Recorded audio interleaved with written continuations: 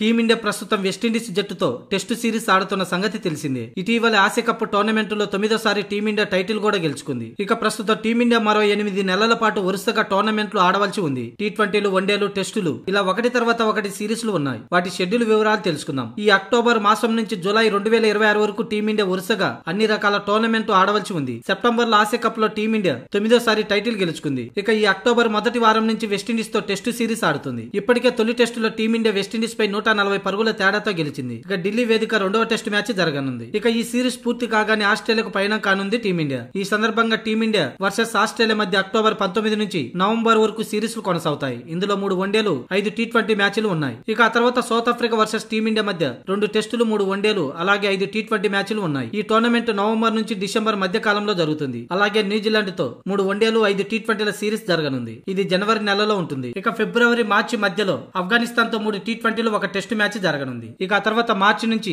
మే వరకు Indian premier league tournament జరగనుంది. ఇక ఇది అయిపోయిన వెంటనే 15 రోజుల తర్వాత టీ20 వరల్డ్ కప్ ప్రారంభం కానుంది. ఇక ఆ తర్వాత ఇంగ్లాండ్ తో జూలై నెలలో 3 వన్డేలు, 5 టీ20ల సిరీస్ జరగనుంది. ఇలా 8 నెలల పాటు టీమిండియా వరుసగా టోర్నమెంట్ లో బిజీ కానుంది.